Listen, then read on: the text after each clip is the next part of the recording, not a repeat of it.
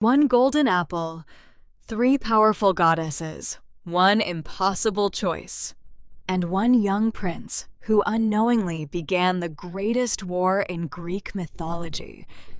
This is the story of the Judgment of Paris.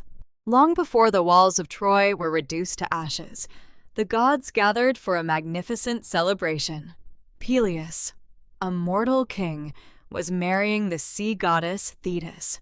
Every god and goddess on Mount Olympus had been invited, everyone except one, Eris, the goddess of discord.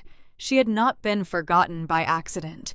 Wherever Eris appeared, arguments followed, so the gods believed that leaving her out would keep the wedding peaceful. They were terribly mistaken, filled with anger.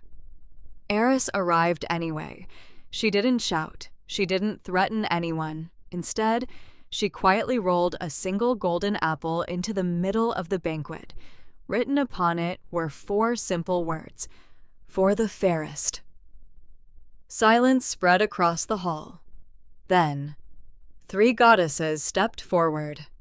Hera, queen of the gods; Athena, goddess of wisdom and war; and Aphrodite, goddess of love and beauty.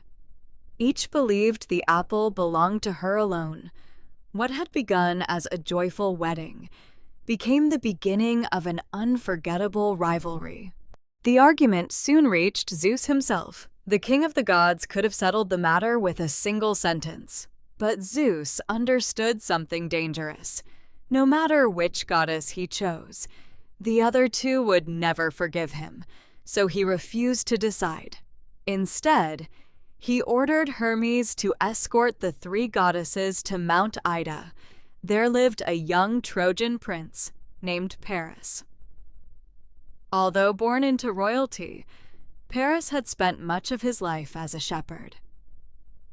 He was known for his honesty, his calm nature, and his fairness. If anyone could judge without fear, surely it was him. When Hermes appeared before Paris, accompanied by the 3 most powerful goddesses in Olympus, the young prince realized his ordinary life had suddenly come to an end. Hermes handed him the golden apple. "Choose," he said. "Who is the fairest?" It sounded like a simple question. It was anything but simple. Hera stepped forward first. She promised Paris unimaginable power. "Choose me, and one day you shall rule over the greatest kingdoms on earth. No king would stand above you." Then Athena spoke. Her gift was different. "Choose me, and I will make you the wisest of men, the greatest warrior the world has ever known. Victory would follow you in every battle." Finally, Aphrodite smiled. She offered no kingdom, no army, no crown. Instead, she whispered a single promise. "I will give you the love of the most beautiful woman in the world." Her name was Helen. To a young prince, the promise of true love seemed greater than any throne. Paris looked at the golden apple. Then, he placed it into Aphrodite's hands.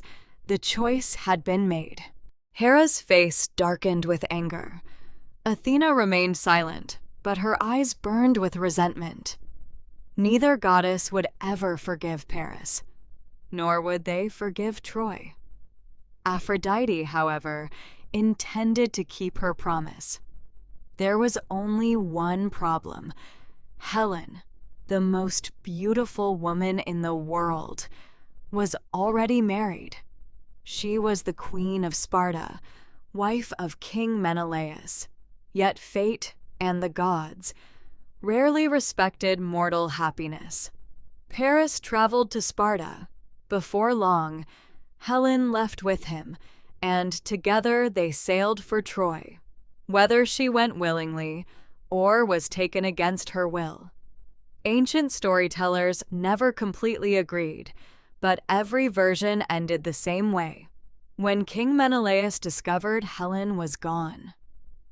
He called upon every Greek king to help him bring her back. Thousands of ships were prepared. Heroes answered the call. Achilles, Odysseus, Ajax, and many more, all because of one decision, made by a shepherd holding a golden apple. Paris believed he had chosen love. Instead, he had chosen war. A single moment, a single apple, a single choice would lead to 10 years of bloodshed, the fall of mighty Troy, and legends that would survive for thousands of years. Sometimes, history is not changed by armies, but by a single decision made in a single heartbeat.